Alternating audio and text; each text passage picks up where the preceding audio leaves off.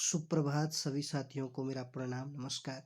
साथियों, आजकल winter vacation चल रहे हैं। सभी को हैप्पी विंटर। आप सभी अपना ध्यान रखिएगा और विंटर में बर्फ़ का, स्नोफॉल का एंजॉय भी कीजिएगा। तो आज मैं आपके सामने ईवीएस, सीटीईटी, यूटीईटी या किसी अदर स्टेट के टीईटी से रिलेटेड इम्पोर्टेंट ईवीएस के कुछ फैक्ट लेकर आया हूँ।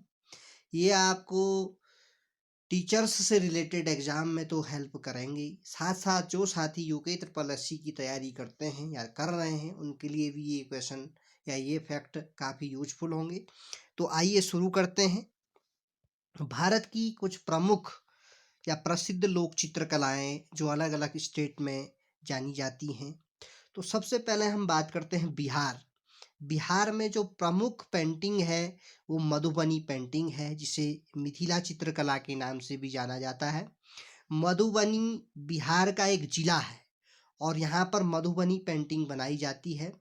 इस पेंटिंग में जानवरों के चित्र बनाए जाते हैं या पशु पक्षियों के चित्र बनाए जाते हैं। और इस पेंटिंग को कैसे तैयार किया जाता है कि चावल के दानों को भिगाया जाता है, उनको पीसा जाता है, उनमें अलग अलग प्रकार के रंग मिलाए जाते हैं, तब जाकर ये पेंटिंग बनती है। आंध्र प्रदेश में प्रमुख पेंटिंग कलमकारी है और यहाँ पर पोचमपल्ली चित्रकला भी जानी जाती है आंध्र प्रदेश हैदराबाद में, जो साड़ियों से रिलेटेड चित्रकलाएँ हैं। अगला है गुजरात में पिथोरा चित्रकला प्रसिद्ध है, ओडिशा में पट चित्रकला, महाराष्ट्र में वर्ली, पश्चिम बंगाल में अल्पाना, उत्तर प्रदेश में चौकपूर्ण, केरल में कलमाजट्टू ये एक चित्रकला है यहाँ की प्रसिद्ध, और तमिलनाडु में कोलम चित्रकला प्रसिद्ध है।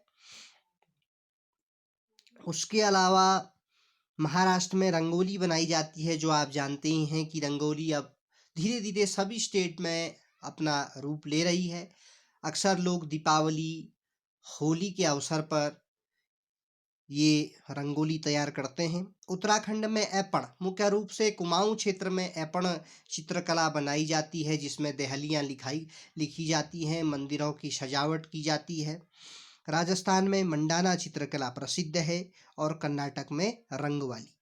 तो ये थी कुछ प्रसिद्ध चित्रकलाएं। अब हैं फसलों से जुड़े त्योहार। देखिए साथियों, हमारा देश विविध संस्कृतियों का देश है। विविध यहाँ पर बहुभाषी लोग निवास करते हैं, बहुभाषिकता यहाँ पर बोली जाती है। विभिन्न विभिन्न यहाँ पर त्योहार मनाए जाते हैं और ये त्योहार फसलों से रिलेटेड होते हैं, क्योंकि हमारा देश एक कृषक विकासशील देश है। आइए बात करते हैं फसलों से रिलेटेड त्योहारों की। तो सबसे पहले मकर संक्रांति। मकर संक्रांति का त्यौहार उत्तर प्रदेश, बिहार, मध्य प्रदेश में मनाया जाता है और इसे तिल संक्रांति के नाम से भी जाना जाता है। और मुख्य रूप से यहाँ पर गढ़वाल या कुमाऊं क्षेत्र में उत्तराखंड में इसके उत्तरायणी त्यौहार के नाम से भी जाना जाता है। कहते हैं कि इस दिन सूर्य मकर राशि में प्रवेश करते हैं और इसको मकर संक्रांति या उत्तरायणी पर्व के नाम से भी मनाया जाता है। इस दिन से दिन बड़े हो जाते हैं और जब माघ मास शुरू होता है, जिसे हम खिचड़ी मास के नाम से भी जाने जाते हैं, और माघ मास दान पुण्य का मास भी कहा जाता है, तो इसी मास के प्रारंभ के दिन 1 गत्ते को ये त्यौहार मनाया जाता है, जिसे हम मकर संक्रांति के नाम से जानते हैं। इसके बाद फसलों की तैयारियां लोग करते हैं, खेती बाड़ी के काम करना प्रारंभ हो जाता है। बिहू का त्यौहार असम में मनाया जाता है। देखिए साथियों, असम में चावल के 2 प्रकार, बोरा और चेवा, जो चिपचिपे होते हैं पकने के बाद, ये फसल तैयार की जाती है। और जब चावल की फसल यहाँ पर तैयार हो जाती है, तब जाकर यहाँ पर बिहू त्यौहार मनाया जाता है। बिहू त्योहार की अगले दिन की जो शाम है, उस दिन यहाँ पर लोग उरुका के नाम से मनाते हैं। ये उरुका क्या होता है कि इस दिन लोग बीच में आग जलाते हैं, चारों तरफ गोलाई में बैठते हैं, गोल घेरे में बैठते हैं और जमीन पर डंडियों को पीटते हैं, जिस प्रकार से ढोल की थाप बजती है, और नृत्य करते हैं। ये उरुका के लिए मनाया जाता है, यानी कि बिहू की जो पिछली शाम है उसको उरुका के नाम से जाना जाता है। केरल में ओणम मनाया जाता है, तमिलनाडु में पोंगल जिस प्रकार से यहाँ मकर संक्रांति होती है, उस प्रकार से तमिलनाडु में पोंगल होता है, पंजाब में लोहड़ी होती है, और सरहुल का पर्व झारखंड में मनाया जाता है। पतंग का पर्व गुजरात में मनाया जाता है। गढ़वाल कुमाऊं में मकर संक्रांति को घुघुतिया के नाम से जाना जाता है। इस दिन आटे में गुड़ का पानी डाला जाता है, उसको आटा गूंथा जाता है, उसमें विभिन्न प्रकार के ड्राई फ्रूट मिलाए जाते हैं, गोला, काजू, किशमिश, इस प्रकार की चीज़ें, और उससे घुघुतियाँ बनाई जाती हैं, जो सुबह कौवे को खिलाई जाती है और फिर आदमी खाते हैं। तो काफ़ी हमारी संस्कृति परंपराएं किसी न किसी नैतिक तर्क और रीजनिंग से रिलेटेड हैं, तो इनका हम सम्मान करते हैं। आइए आगे बात करते हैं कुछ महत्वपूर्ण प्रश्नों पे। हाँ, खाने से संबंधित महत्वपूर्ण चीज़ें या महत्वपूर्ण, देखिए हमारे यहाँ विभिन्न प्रकार के लोग अलग अलग खान पान, अलग अलग वेशभूषा धारण करते हैं और अपनी परंपराओं के अनुसार खाना भी पसंद करते हैं। तो आइए बात करते हैं। हांगकांग के लोग सांप से बना लिंग हू फैन खाते हैं। ये सांप का मांस, सांप को उबालते हैं और उसका मांस खाते हैं, जिसे विशेष प्रकार से बनाया जाता है। इसे लिंग हू फैन कहा जाता है। जम्मू कश्मीर में सरसों बहुत होती है और यहाँ के लोग सरसों के तेल में बनी हुई मछली खाना पसंद करते हैं। गोवा में नारियल बहुत अधिक मात्रा में होता है, तो और यहाँ ये समुद्र के तट पर स्थित है, इसलिए गोवा के लोग नारियल के तेल में बनी समुद्र की मछली खाना पसंद करते हैं। केरल में दो महत्वपूर्ण चीज़ें होती हैं, एक तो यहाँ पे टेपी कोवा बहुत होता है, दूसरा यहाँ पे नारियल बहुत होते हैं। तो केरल के लोग उबली हुई टेपी ओका खाते हैं, जिसको कसावा या कप्पा कहते हैं, और नारियल खाते हैं केरल के लोग। गुजरात में जब हम बस स्टेशन पे जाते हैं तो हमें ढोकला, चटनी और नींबू वाले चावल खाने को मिलते हैं। जम्मू कश्मीर में इलायची और बादाम डला हुआ कहवा, इसे चाय कहते हैं।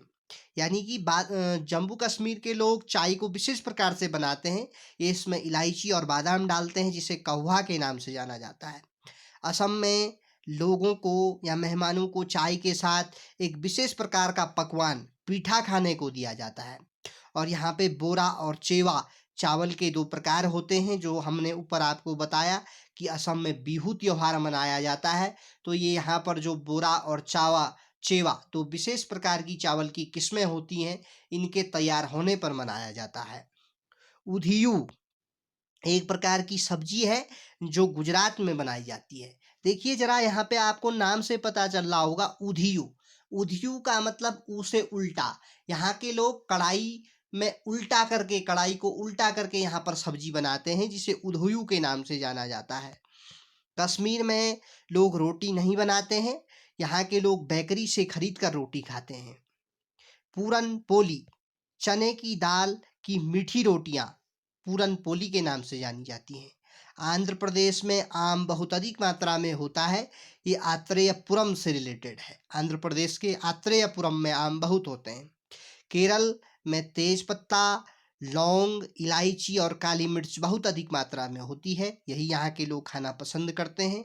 और केरल में इलायची पर्वत, कार्डमम माउंटेन के नाम से जाना जाता है केरल को, क्योंकि यहाँ पे बहुत अधिक मात्रा में इलायची होती है। गुजरात, बाजरे का जन्म गुजरात के वानगाम में हुआ है और गुजरात में ही सबसे ज़्यादा नमक का उत्पादन भी होता है, और कर्नाटक में सर्वाधिक प्याज का उत्पादन होता है। तो ये खाने से संबंधित महत्वपूर्ण चीज़ें हैं, जो अलग अलग स्टेट में अलग अलग चीज़ें होती हैं या खाई जाती हैं या प्रसिद्ध हैं। अब हम बात करेंगे कुछ महत्वपूर्ण प्रश्नों के बारे में जो ईवीएस से रिलेटेड हैं। राष्ट्रीय मानव अधिकार आयोग का गठन 1993 में हुआ था। संपत्ति के अधिकार को 44वें संविधान संशोधन के तहत हटा दिया गया है। पहले संपत्ति का अधिकार हुआ करता था कि इस चीज़ पर हमारा ही अधिकार होगा, ये हमारी संपत्ति है, तो 44वें संविधान संशोधन के तहत इसको हटा दिया गया है। IUCN, international union for conservation of nature द्वारा प्रमुख संकटग्रस्त जीवों को मुख्य रूप से 7 वर्गों में बांटा गया है। घाना पक्षी विहार का नया नाम केवलादेव पक्षी विहार है।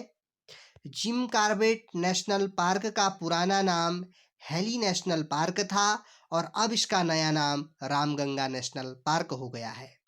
अरब सागर से सटे भारत के प्रमुख राज्य गुजरात, महाराष्ट्र, गोवा तथा कर्नाटक हैं।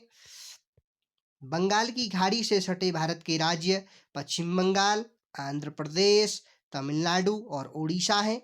किस राज्य में हसिया यानी कि हल को इलिगे कहा जाता है? तो कर्नाटक में हल को या हसिया को इलिगे के नाम से जाना जाता है। तो आज के इस भाग में इतना ही। अगले भाग में हम कुछ महत्वपूर्ण और इंटरेस्टेड चीज़ें आपके लिए लेकर आएंगे। बने रहिए। आपका दिन शुभ हो एवं प्यार भरा हो। Happy Sunday.